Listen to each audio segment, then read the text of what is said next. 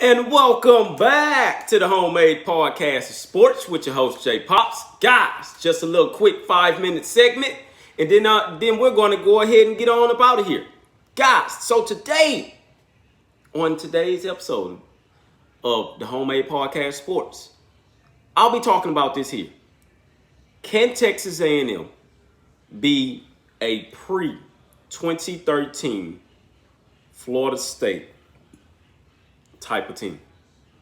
Man, that is very hard to do. That's very hard to do when you're asking about a team that has no Jameis Winston, no Kelvin Benjamin, no what's the running back name? No Dalvin Cook. I believe he was on that team.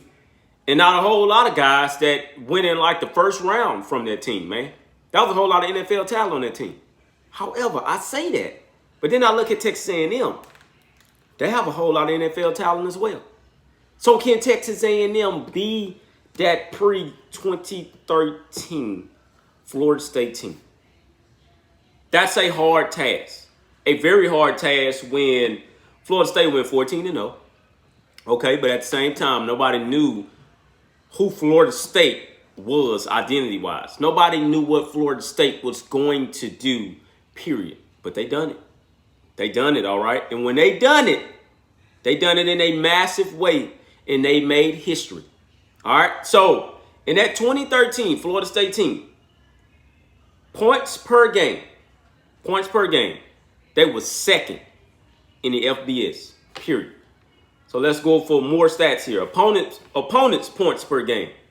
That defense clowned on literally everybody, except when they got to the national title game in which that was supposed to happen. You run into some quote-unquote competition, but it's the title game. You're supposed to show up in that game. The defensive points per game, they were first amongst 125 FBS teams. You hear what I'm saying? That's why that team today is legendary. That's why the coach that we have coaching for Texas A&M University today is considered one of the best in the country.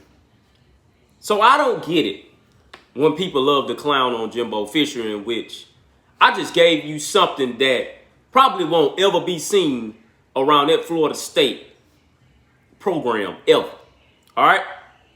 That 2013 team, that was Jimbo Fisher. All right? You hear what I'm saying? Also on that 2013 team, and I believe the 2014 team, I believe 2013, Jeremy Pruitt was his defensive coordinator. Need I remind you guys? It was either Jeremy Pruitt or it was, what's his name over there for Kentucky? The head coach over there at Kentucky. Jeremy Pruitt, I remember for sure from that staff. So when you guys say these crazy things on, well, Jimbo Fisher's overrated, he's not overrated when he claimed one of the best Florida State teams ever. And that's history over there with Bobby Bowden. And for him to put his name in the books with Bobby Bowden and say, no, I done that with that team. Come on, man. Stop it, guys. That's not considered overrated. That's considered one of the best in the nation. Okay? So that's why I look crazy when you guys say, oh, well, Jimbo Fisher's overrated anyways, and he hadn't done anything. How has he not done anything? Okay? How has he not done anything? But that's okay. This year, I believe that Jimbo Fisher will change everything. All right? I believe that. I solely believe that. I believe wide receiver Evan Stewart will change all of this quote-unquote blocking wide receivers in Jimbo Fisher's offense. Stop that nonsense. I believe Moose Muhammad would change that blocking wide receivers in Jimbo offense. Anaya Smith. Okay? You keep Brown. All of those guys would change this whole dynamic of everything. Haynes King, Connor Wingman, Max Johnson would change everything about how people look at Jimbo Fisher when they talk about the quarterbacks. This year will be monumental. And which is why I say, excuse me, can Texas A&M be the pre-2013 Florida State team that Jimbo Fisher once had? You guys let me know. Comment in the comments. This Homemade Podcast Sports, and I love all of you guys. #GeekMade.